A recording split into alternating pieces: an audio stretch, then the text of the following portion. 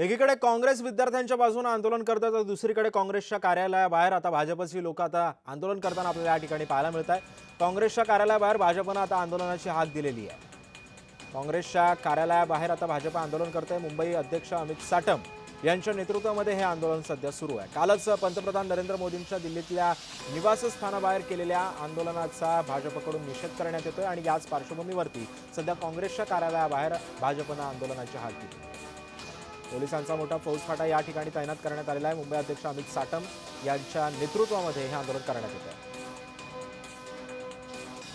आणि या सगळ्या संदर्भामध्ये अधिक माहिती जाणून घेऊयात। आपण थेट जाऊयात आंदोलनाच्या ठिकाणी। माझा सहकारी जय पवार सध्या आपल्या सोबत आहे।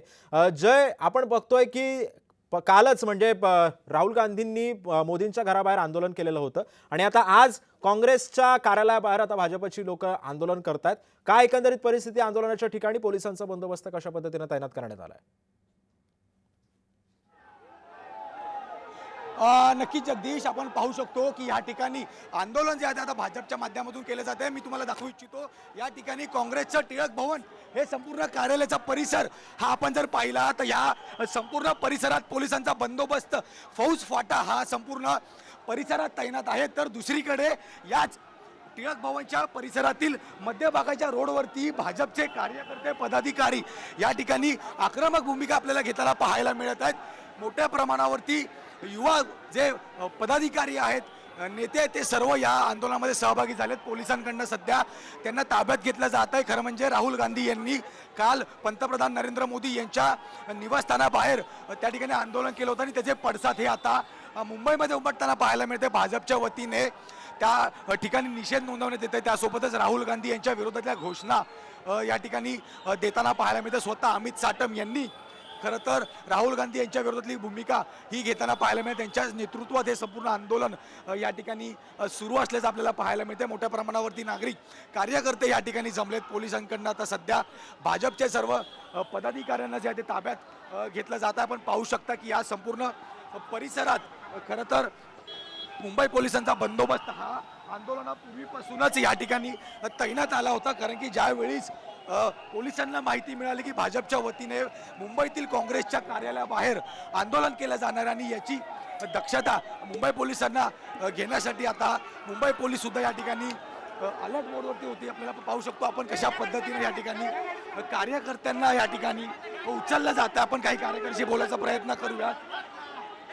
आपण पाहू शकता कशा पद्धतीने या ठिकाणी भाजपचे कार्यकर्त्यांना गाडीमध्ये भरून थेट पोलीस स्टेशनला नेलं जात आहे। आपण पाहू शकता की राहुल गांधींच्या विरोधातल्या घोषणा या ठिकाणी दिल्या जात आहेत आणि एक निषेध हा आता भाजपच्या वतीने या ठिकाणी नोंदवला जातो। आपण काही लोकांशी बोलायचा सुद्धा प्रयत्न करू। राहुल गांधी मुर्दाबाद। राहुल गांधीने काल जो पंतप्रधान नरेंद्र मोदी यांच्या सुरक्षेत चूक केली, त्यांच्या घरी जाऊन जो त्यांनी नाटक केलंय त्याच्या विरोधात आज आम्ही उतरलोय। राहुल गांधी देशद्रोही आहे। राहुल गांधी हा देशद्रोही आहे। पाहू शकतो की राहुल गांधी यांच्या विरोधातल्या घोषणा या ठिकाणी भाजपच्या वतीने देण्यात येत आहे। संपूर्ण काँग्रेसचा जो कार्यालय आहे या कार्यालयाच्या बाहेर खरं तर मोठ्या संख्येने भाजपचे पदाधिकारी या ठिकाणी जमले आहेत आणि त्यांच्या माध्यमातून या ठिकाणी आपण पाहू शकतो कशा पद्धतीने निषेध नोंदवला जात आहे। खरं म्हणजे CJPच्या आंदोलनात राहुल गांधी यांनी पाठिंबा दिला, त्यानंतर CJPच्या पाठिंब्यानंतर त्या ठिकाणी राहुल गांधी यांनी पंतप्रधान नरेंद्र मोदी यांच्या कार्यालयाबाहेर त्या ठिकाणी ठेया मांडला, आंदोलन केलं। त्यावेळी त्यांना सुद्धा अशाच पद्धतीनं त्या ठिकाणी ताब्यात घेण्यात आलं होतं आणि याचा आता निषेध हा मुंबईत नोंदवताना पाहायला मिळतो। आपण काही पदाधिकाऱ्यांशी बोलणार आहोत। तर दादा, कसं बघताय की आपण आंदोलनासाठी उतरलात, काय भावना? भावना काय असणार?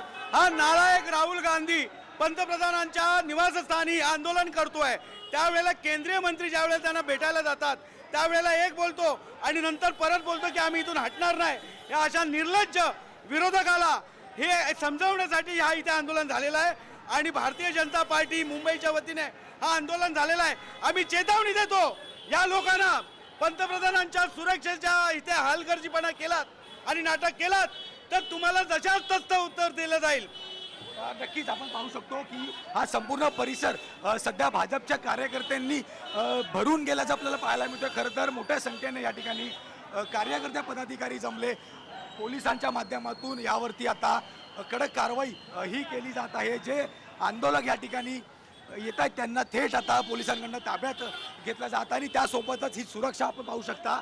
या काँग्रेसच्या कार्यालयाच्या बाहेर हा संपूर्ण सुरक्षा बंदोबस्त आपण पाहू शकता कशा पद्धतीने या ठिकाणी सुरक्षा बंदोबस्त आहे. आपण पाहू शकता की या ठिकाणी स्वतः सिनियर या ठिकाणी ग्राउंड लेवलवरती उतरून या सर्व आंदोलकांना ताब्यात घेण्याचं काम करत आहे. त्यासोबतच आपण जर हा टिळक भवन परिसर सुद्धा पाहू शकता की दोन्ही बाजूने या ठिकाणी खरं तर बॅरिकेटिंग्स करण्यात आले. त्यामुळे कुठल्याही भाजपच्या पदाधिकाऱ्याला कार्यकर्त्याला काँग्रेसच्या कार्यालयापर्यंत पोहोचू देणार नाही याकरिता आता पोलिसांचा बंदोबस्त हा टिळक भवनच्या दोन्ही गेटवरती आपल्याला पाहायला मिळतो. त्यामुळे बॅरिकेटिंग पूर्णपणे केलेली आहे. कुठल्याही कार्यकर्त्यांना त्या ठिकाणी टिळक भवनच्या आतमध्ये जाऊ दिलं जात नाही. मात्र आंदोलन जे आहे ते तीव्र पद्धतीने होताना आपल्याला पाहायला मिळेल. अमित साटम यांनी स्वतः याचं नेतृत्व केलं आणि त्याच नेतृत्वात आता हे सर्व आंदोलक या दादरच्या टिळक भवन परिसरात काँग्रेसच्या कार्यालय बाहेर पोहोचलेले आहेत. आपण या ठिकाणी सुद्धा पाहू शकता की पोलिसांकडनं सध्या या सर्व आंदोलकांना ताब्यात घेतलं जाते. त्यामुळे आता या त्यामुळे आंदोलनाचे पडसाद एकंदरीतच या पोलिसांवरचं सुद्धा आता या आंदोलनामुळे ताण वाढल्याचं चित्र एकंदरीत आपल्याला या ठिकाणी पाहायला मिळतं. धन्यवाद तू दिलेल्या सविस्तर माहितीवर.